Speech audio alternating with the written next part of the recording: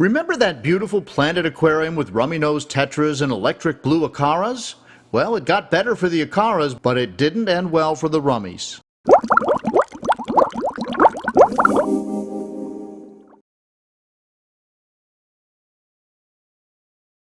One of our employees, Taylor, she come in and talk to her about setting up an aquarium, whether it's the one you're setting up now or one you're dealing with problems.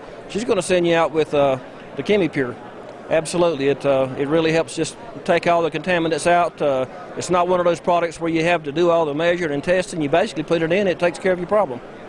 Hi everybody, John here with another Fincast. Thanks for tuning in. I'm sitting in front of what was once my beautiful planted aquarium that featured a whole school of rummy-nosed tetras and some juvenile electric blue acaras, and it was doing really well, but we had some questions like, what happened to the rummy noses once the electric blue acaras got a little bigger? Well, I can tell you this, it didn't end well for the rummies.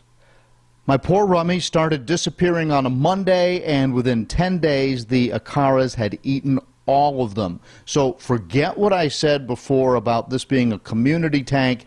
The acaras are still cichlids, and once they get big enough, they'll eat anything they can swallow. Meanwhile, a breeding pair emerged from my group of the 6 acaras. So at first, I let them all stay in the community tank because I wanted to see if the parents could protect the fry. You do internet searches and you read all kinds of posts about people who had the fry right in there with the rest of the fish, and yeah, everything is good. The parents protect the fry and some of them grow up. Well, in this case, that didn't work. So I eventually pulled all the other plants so I could catch the other fish, and I let my breeding pair of acaras do their thing. But after several batches of babies, none were surviving.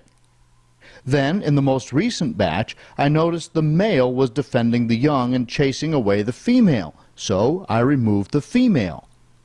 And this was beautiful, the male and that cloud of offspring. And I thought, finally, I have figured this out and I'll be able to raise a whole batch of these electric blue acaras.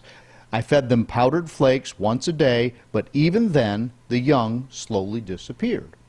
I've never really raised cichlids before. I've had a few pair breed successfully in community tanks, talking about convict cichlids, Brachardi. I've got some Brachardi in this tank, in fact.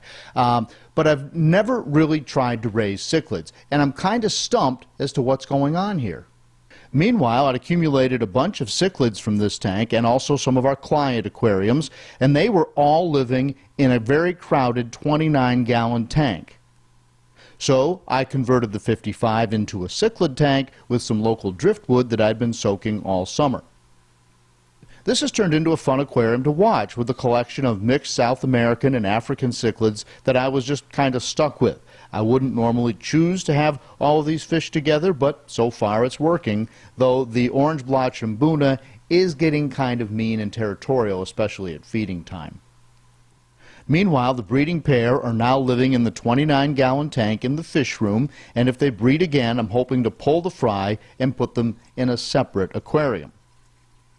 But here's where I need help. Please, in the comment section below, send me some advice. Tell me what I need to do better to try and raise the next batch of fry. I really want to see if I can do this. Thanks for tuning in. I've got more good Fincasts coming up from MACNA, including an interview with the person who developed that long fin clownfish, and I'll also ask him when those will be available to the market so you might be able to get one. And if you really like this cool shirt that I'm wearing, I'll tell you the story behind this shirt and how you can eventually get one as well to support a great cause. So that's coming up in a future Fincast. So we'll be back on the saltwater side next time. In the meantime, thanks for tuning in. Please do subscribe, and I'll see you in the next Fincast.